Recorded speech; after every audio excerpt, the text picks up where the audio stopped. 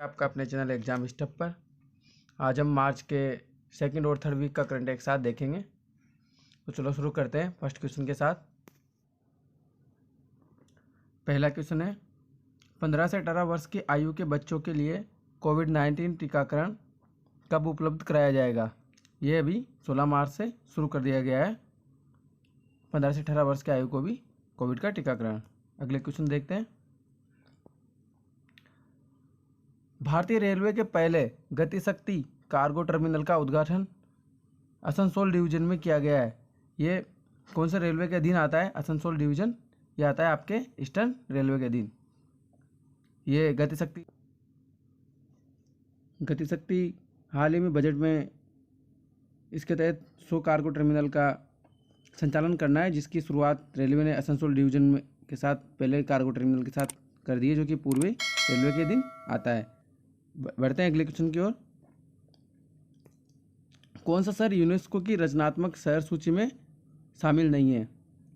लखनऊ, हैदराबाद, चेन्नई, श्रीनगर या जयपुर?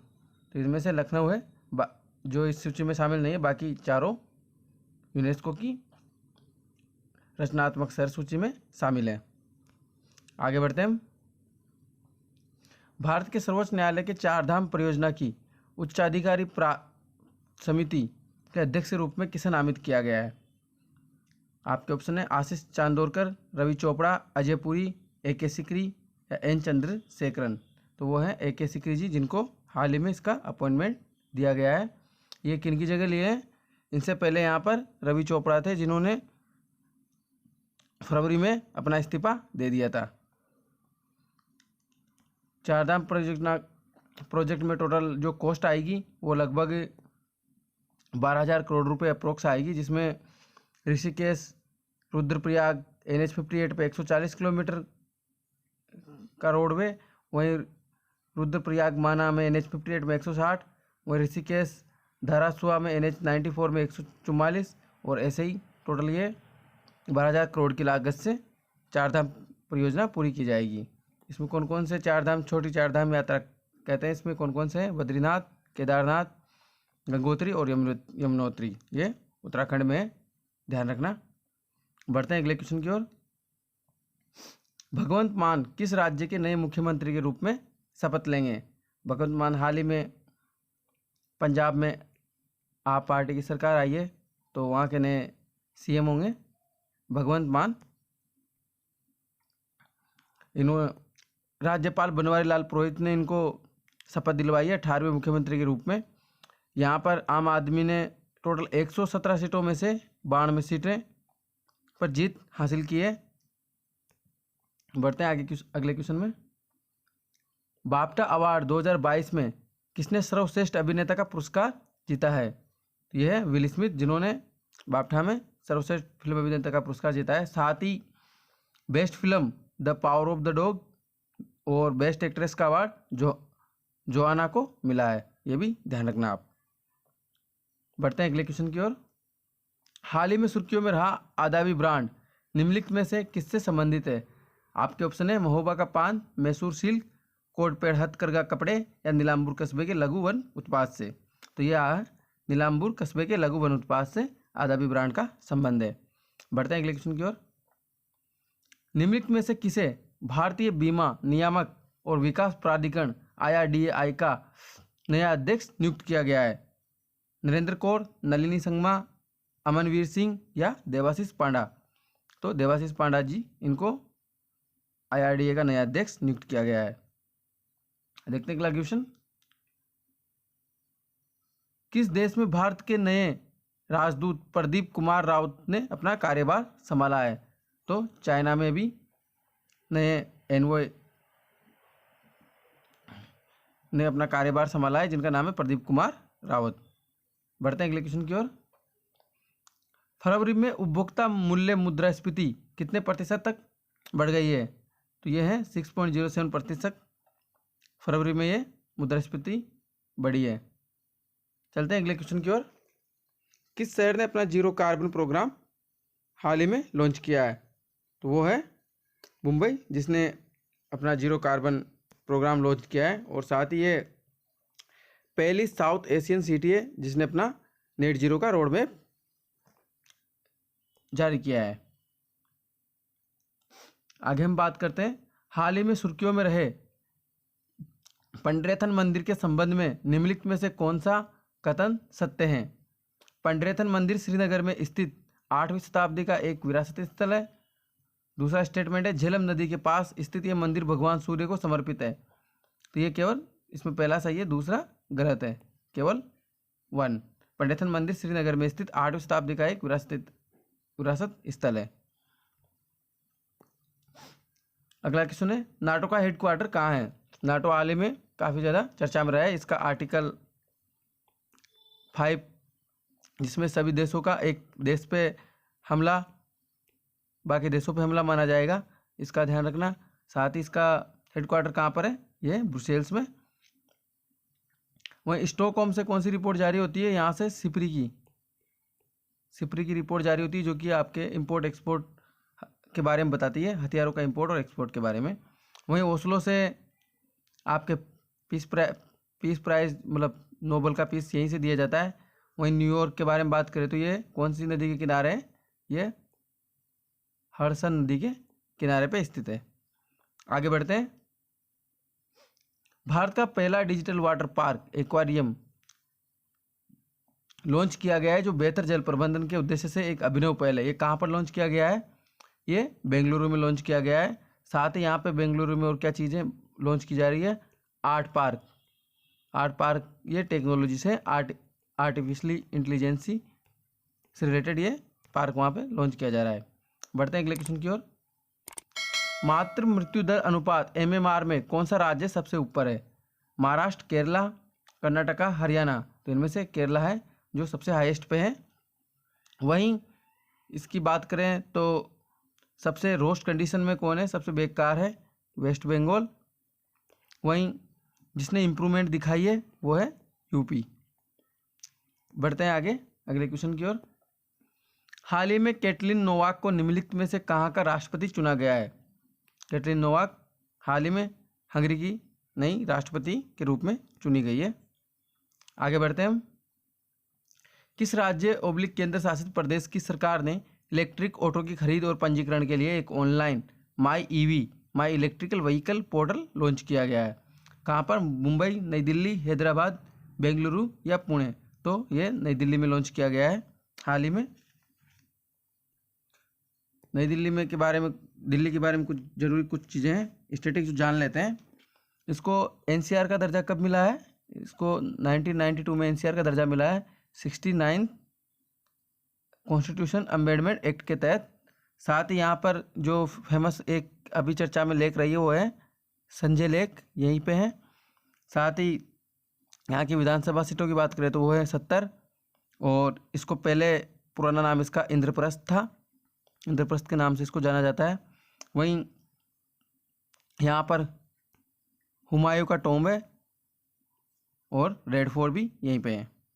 बढ़ते हैं अगले क्वेश्चन की ओर। कौन सी फिल्म ऑस्कर में नामांकित होने वाली पहली भारतीय वृत्तचित्र बन गई है? A Power of Dog, Writing with Fire, Nomadland या 1970? इसके बारे में मैंने आपको बताया अभी थोड़ी देर पहले, ये बेस्ट फिल्म का अवार्ड मिला है इसको बैफ्टा के तहत अवार्ड्स में। वहीं राइटिंग विद फायर ये है जिसको ऑस्कर में नामांकित होने वाली पहली भारतीय वृत्तचित्र हैं, राइटिंग विद फायर।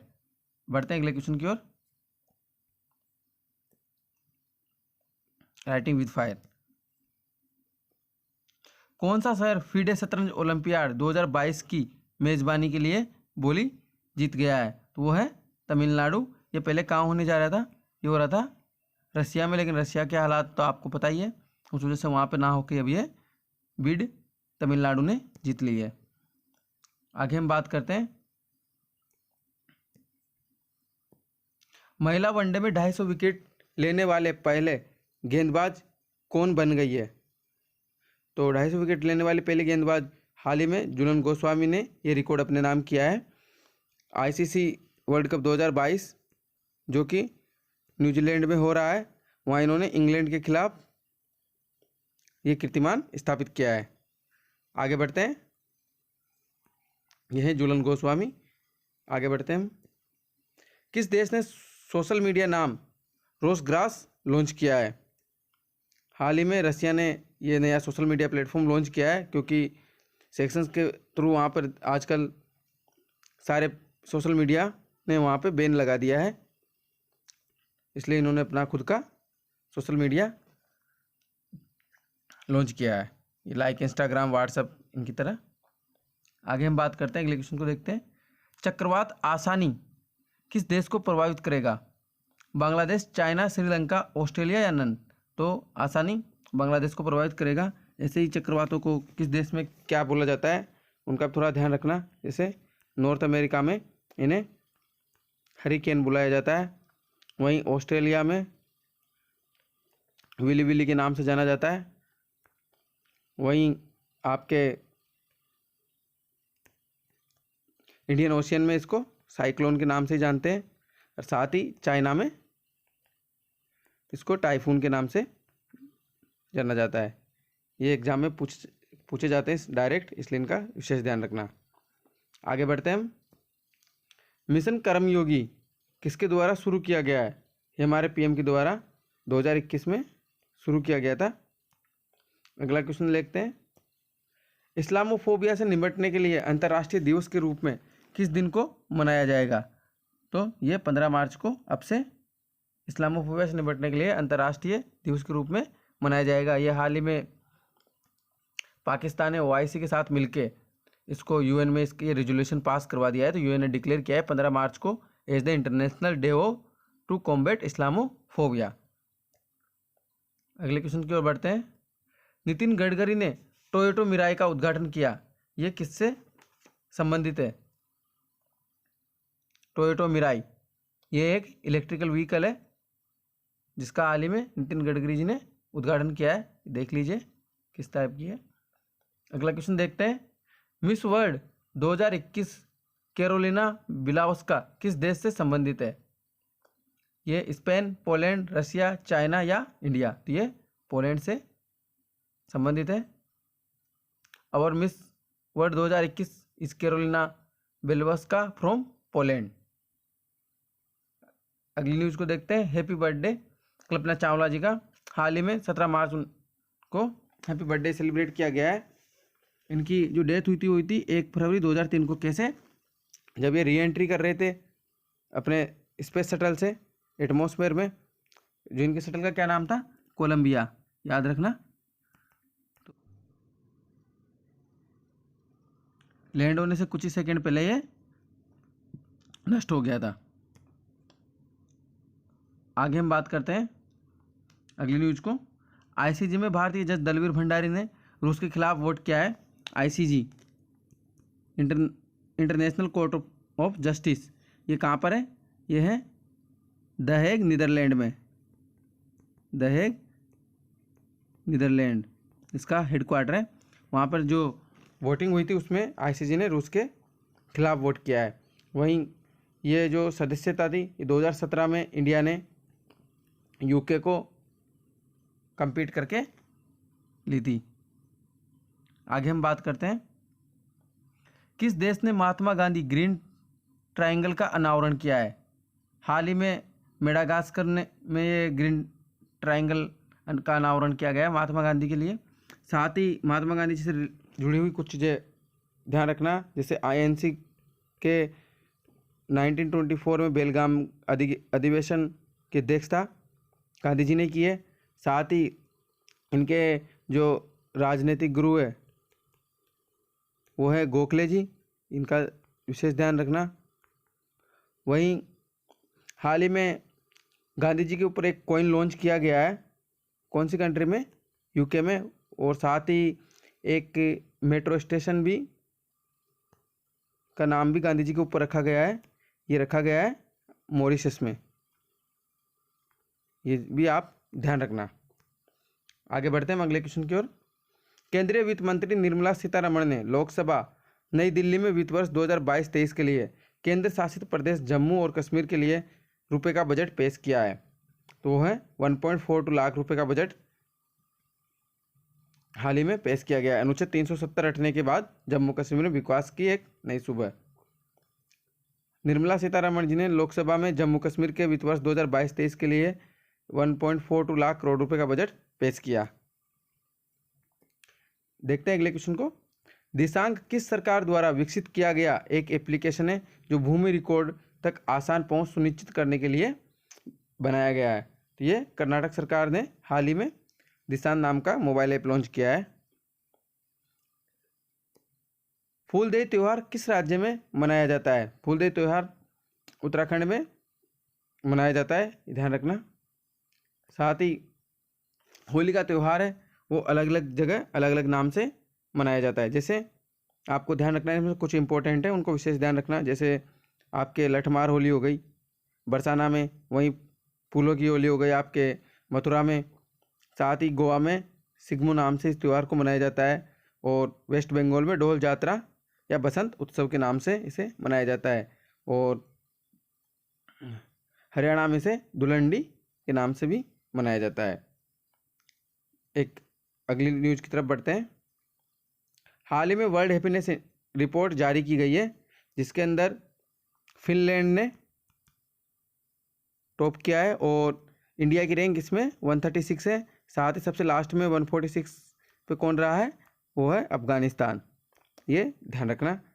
इसी के साथ मार्च के जितने भी इम्पोर्टेंट करंट अफेयर थे सेकंड और थर्ड वीक के, वो मैंने कंप्लीट किए हैं। अब हम जल्दी मिलते हैं लास्ट मार्च के 4th वीक के करंट अफेयर के साथ। तब तक के लिए धन्यवाद।